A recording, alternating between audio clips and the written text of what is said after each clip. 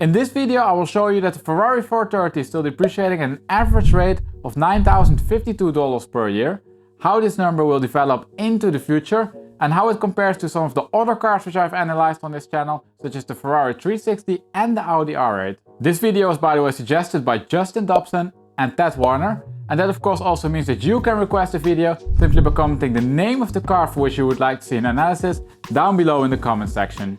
Also remember then to subscribe and to smash the notification button so you get actually notified when your requested analysis goes live. Now if you are new to the channel, the videos are always structured in the following way, and we will follow then also this structure going forward. First we will have a look to the average price points for the 430 market, and after that we will have a look to the depreciation numbers such as the depreciation per year and the depreciation per 1,000 miles driven. In the third step we will have a look to the forecasted prices. And in the fourth step, we will compare all of these numbers then to some other cars which I've analyzed on the channel. And we will do that by putting the 430 on the depreciation leaderboard. All the way at the end of the video, I will also show you then what a fair purchasing price is, and we will conclude on the 430 market as a whole. We will start now with the average price points for the market, and we will do that by having a look to the plot appearing over here.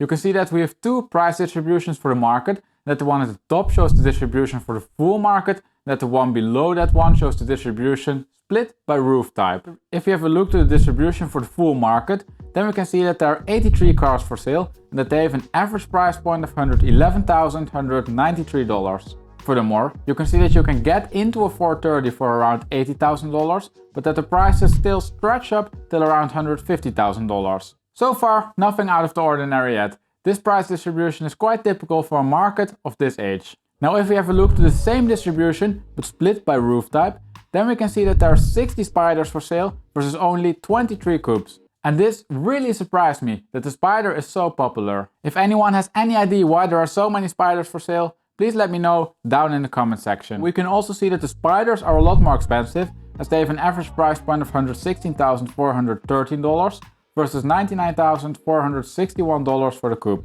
And that is of course quite a large difference, and we will then also come back to this issue later and explain why there's such a large gap. Now let's have a look to the depreciation curve for the 430 and figure out if there already is a bottom in the market.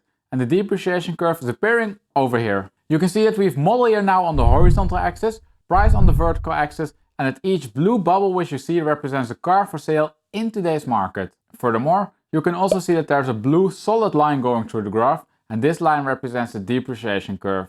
Also, you can see that there are black axes in the graph, and these show the average price point for each model year. If we have a look to the graph then we can see that the average depreciation per year is $9,052. However, we can also see that the depreciation is still higher for the newer cars than it is for the older cars. The depreciation in the first year is namely $9,850 and $2,979 in the last year. And just by looking to the depreciation curve, it might be quite easy to draw the conclusion that there is some sort of bottom forming in the market. We however need to be a little careful in drawing that conclusion, because the mileage for the cars in model year 2005 is a lot lower than the ones for model year 2006. And that of course means that the depreciation curve is scrolling slightly upwards, simply because those cars have a lower mileage and are therefore priced higher. Now I also splitted that depreciation curve between the coupes and the Spyders to see if there was any difference in depreciation behavior. You can see however that the curves are almost identical and that the average depreciation per year is $6,418 for the coupe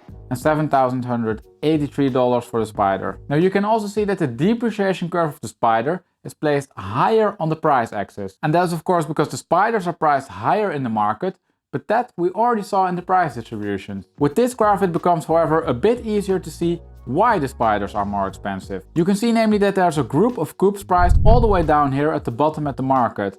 And the reason that they are priced here at the bottom of the market is that they are all high mileage cars. And since they make up quite a large part of the coupe market, they push up the average mileage and they push down the average price point. And that's then also the reason why the average price point of the coupes is so much lower than the average price point of the Spyders. Before we continue with the rest of the video, please smash that like button, as it really helps to support the channel. As you can imagine, it takes a lot of time and effort to put these videos together, so a like is highly appreciated. Now let's move on to the depreciation per 1,000 miles driven, and after that we will compare all of the depreciation curves then to the 360 and to some other cars. Now the depreciation per 1000 miles driven is now displayed on the graph over here, where you can see that we have now the mileage on the horizontal axis instead of the model year. All the other graph elements are still the same, so let's have a look. If we look to the depreciation curve, then we can see that there's quite a strong relationship between the mileage and the price. And in practice this means that the 430 is a car which is highly sensitive to the mileage. Looking to the numbers then we can see that the average depreciation per 1000 miles driven is $1,279. And as you can see from the slope of the depreciation curve, this number is not really shrinking if you add mileage. And this is quite extraordinary. In most car markets you namely see a bottom in the depreciation curve when the mileage increases. Whew. Alright, are you still with me after all of these numbers? I hope so, because we will have a look now to the forecasted values and we are going to use the depreciation per year and the depreciation per 1000 miles driven to get to those forecasted values. But don't worry, I already did the work for that and the result of that is displayed over here. You can see it in blue, we still have the depreciation curve for the 430 market, but then in orange we have now the forecasted values.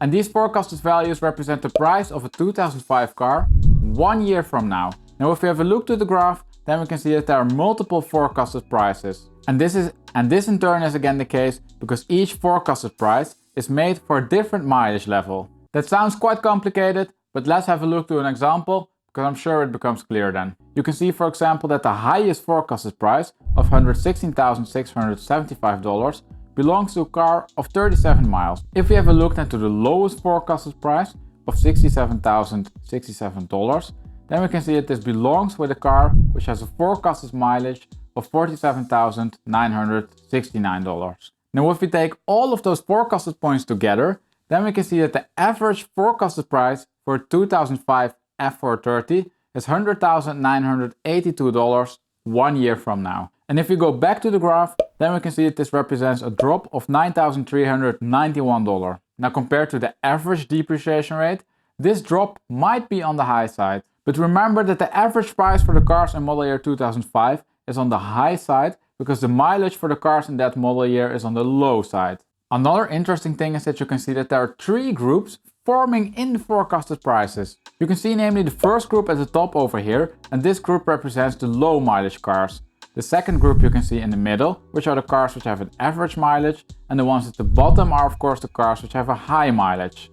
And this simply means that the model which I used to generate these forecasted prices puts a lot of emphasis on the mileage. Now then, there's of course no way to look into the future, but something which also might help us to determine how the prices will develop going forward is the depreciation curve of the Ferrari 360. That's then also exactly why I included that car in the graph. So let's have a look how the future depreciation curve of a 430 might look. And it's just quite amazing, but you can see that the depreciation curves are overlapping almost perfectly. Also, we can see that the 360 depreciation curve goes to $97,000, that the average price point sits around $100,000. The forecasted prices which I showed a bit earlier also had an average price point of around that level, so the forecast therefore seems quite legit. If we go back to the graph then and study the 360 curve a bit more, then we can see that there's a distinct division between the manual low mileage cars which are priced all the way here at the top and the automatic cars with an average mileage in the middle. And this grouping of the market we also saw in the forecasted prices, but I'm a bit hesitant to say that this will also happen in the 430 market, at least to the same extent as it is happening in the 360 market. The 430 namely doesn't come with a manual gearbox, and there's exactly that option which is driving up the prices for some 360s. If you by the way want to see more about the 360, then I recommend that you check out the full depreciation analysis for that car, and that you can find by clicking in the link appearing over here. So, I think it's now time that we start to compare the 430 depreciation rates to some of the other cars which I've analyzed on the channel. And that we will do by using the Depreciation Leaderboard. Now I have a few leaderboards on the channel, but we will start by having a look to the leaderboard which shows a comparison for the absolute average depreciation per year. You can see that we have now all the cars on the horizontal axis and the depreciation number on the vertical axis. If we search then to the 430 over there, then we can see that it ranks between the Nissan GT-R and the ZL1. And from this you can already see that it's perhaps not the best tool to compare cars. So let's have a look to the relative depreciation number, as that also takes into account the value of a car. Now you can see that the 430 ranks at around 6% between the Z06 and the M2. And in my opinion this number is still quite high for a car with this age. You can then also see that it sits still quite far away from the 360, which has the lowest depreciation. Now let's see if things get any better if we have a look to the relative depreciation, but then per 1000 miles driven. You can see now that the 430 ranks at around 1%, which puts it between the ZL1 and the Audi R8 V10 Plus. And just as with the depreciation per year, it ranks quite in the middle of the leaderboard. And again, given the age of the car, this is quite surprising. Now let's have a look to the last leaderboard, and this leaderboard shows the curvature measurement. And this measurement shows the extent to which a depreciation curve already bottoms. And if you want to know more about that measurement, then I recommend you to check out the full video on the leaderboard, and that you can find by clicking on the link appearing above here. Now if we look to this measurement, then we can see that also here the 430 ranks somewhere in the middle. It namely has a completion rate of 70%, putting it between the ZL1 and the Audi R8 V10. And in simple terms, this means that there is some bottom in the market, but there's still some depreciation ground to cover. Now if that doesn't put you off, then you definitely need to keep on watching, because we will have a look now as to what a fair purchasing price is. If you by the way saw a car on the leaderboard for which you would like to see the full depreciation analysis, then you can go to my channel, because all of the cars which are on the leaderboard have their own depreciation analysis on my channel. And to do that I inputted the model year, the mileage and the prices itself to a machine learning algorithm, which determines for us if a car is following the normal market dynamics or not. And if a car is following the normal market dynamics, then it is most likely to be priced fairly. The other way around it of course also works, and so that if a car doesn't follow the normal market dynamics, it is either priced over the market or under the market. A fair purchasing price means therefore that the car is priced in line with the rest of the market. It doesn't mean that you get a good or a bad deal. Now the results of that analysis you can see in the 3D plot over here, where you can see that we have indeed now the model year, the mileage and the price. Each car is again represented by a bubble, and the bubbles are colored. And the darker the color of the bubble, the more likely it is that that car has a fair purchasing price.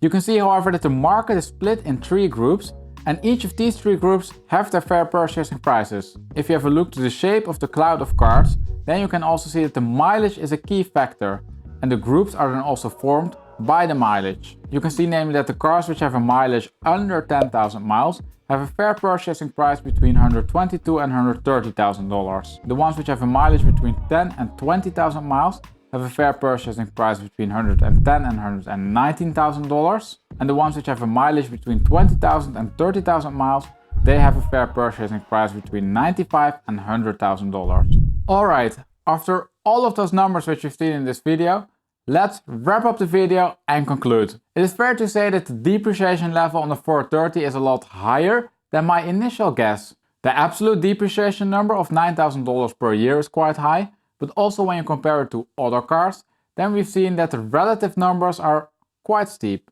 On all metrics, the 430 namely ranks somewhere in the middle of the leaderboard, while I expect it to be more in line with the 360. Now looking then to the future price development, I think that the 360's depreciation curve is the best proxy what we have. This curve shows then also that the depreciation rate will decrease, but that this will happen only extremely slowly. Moreover, in line with the model's forecast and the fair purchasing prices, the 360 market puts a lot of emphasis on the mileage of a car, next to the transmission of course. Now I do think then also that we will see a similar effect, namely that the market will be split in different groups based on the mileage, as we've seen in the 360 market.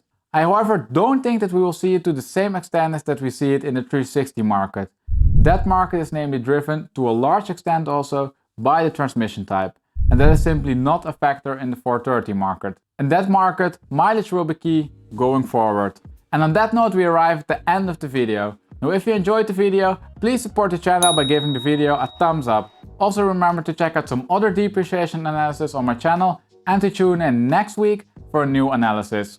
Thank you for watching and see you next time.